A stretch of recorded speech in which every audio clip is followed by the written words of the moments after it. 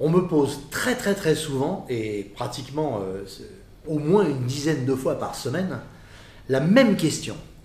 Qu'est-ce qui fait que l'État a tellement besoin d'argent et qu'est-ce qui fait que techniquement on augmente constamment les impôts par rapport aux dépenses de l'État? Alors je vais vous y répondre. Bonjour, Philippe Audiquet, Fortune Succès Academy, Génération Patrimoine. Je vais commencer pour répondre à cette petite question qui est non pas simple, mais même très complexe. Eh bien, je vais la démocratiser et je vais la rendre très ludique. Et pour ça, je vais vous raconter une histoire drôle.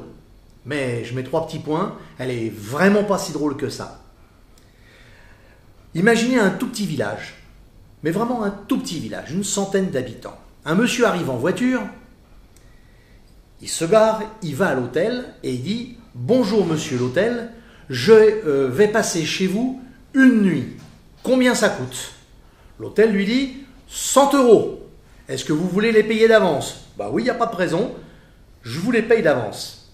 Il donne les 100 €, c'est un billet carrément, c'est mieux, à l'hôtelier. Le patron de l'hôtel part en courant payer le boucher à qui il doit 100 €. Et le boucher, content de cet argent, fonce chez le boulanger et paye ses 100 €. Le boulanger reprend les 100 €, court chez le docteur chez qui il a eu pas mal d'examens dernièrement et rembourse ses 100 €. Donc pour l'instant, tout le monde s'est remboursé. Sauf que, à ce moment-là, le billet ayant circulé une dizaine de fois, il se retrouve dans les mains d'un monsieur qui devait 100 € à une prostituée du village. Alors il y va vite, il paye la prostituée. La prostituée toute contente se dit « Bah ça y est, je suis sorti de mes dettes, je dois 100 € à l'hôtelier, je cours, je fonce chez l'hôtelier, elle le paye avec le billet de 100 €. Et elle s'en va. Et là, curieusement, notre client qui devait dormir ici, qui n'est pas du village, il est de loin ailleurs, revient à l'hôtel et lui dit « Excusez-moi, je suis désolé, j'ai eu un coup de téléphone très important, je suis obligé de m'en aller, je ne peux pas rester chez vous. » L'hôtelier ouvre son tiroir-caisse, ressort le billet de 100 €, le donne à son client, qui prend sa voiture et qui s'en va.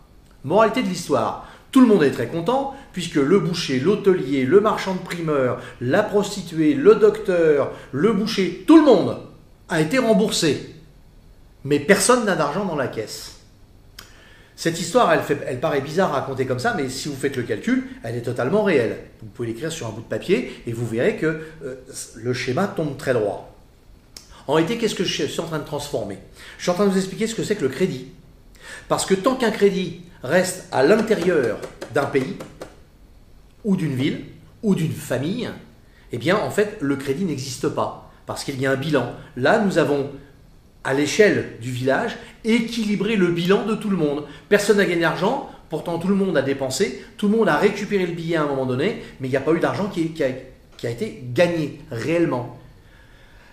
Quel est le problème de la France? Eh bien, la France a aujourd'hui, contrairement à d'autres pays comme la Chine qui vivent avec un crédit, tout le monde dit qu'ils ont une dette extraordinaire, mais la dette n'est qu'à l'intérieur de la Chine, c'est mon histoire de mon village, mis à une autre échelle. Eh bien, quel est le problème réel que possède la France? Eh bien, c'est que la dette de la France est aux alentours de 80% à l'extérieur de la France. C'est un véritable problème. Et comme depuis que nous sommes à l'Europe, et que la France, comme les autres pays, n'ont plus le droit de frapper leur monnaie, nous sommes obligés de le dire à la BCE, parce que c'est la BCE qui fabrique la monnaie des pays, puisque c'est l'euro, et qui l'accorde ou qui ne l'accorde pas. Donc, un, notre pays ne peut plus fabriquer de monnaie, et deux, notre dette, c'est un emprunt que l'on fait à l'extérieur de la France, à l'extérieur du village.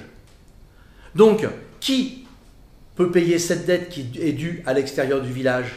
Eh bien, le village tout entier, c'est-à-dire toute la France. Et conclusion, comme on est incapable d'enrayer ce système-là, sauf s'il fallait refaire des frontières, et personnellement je ne suis pas pour, il y a beaucoup d'autres avantages, eh bien on est dans le mur, mais complètement. Alors, je vous laisse vous réfléchir à cette histoire, parce que si vous la ramenez à une logique qui malheureusement est imparable, eh bien, si aujourd'hui vous ne vous débancarisez pas, si aujourd'hui vous ne vous protégez pas, si aujourd'hui vous ne faites pas attention à ce que vous avez sur vos comptes et comment ils sont réellement protégés et si l'État peut les prendre ou pas, eh bien vous êtes également dans le mur, tout comme les habitants du village. Allez, sur cette triste nouvelle, je vous dis à bientôt.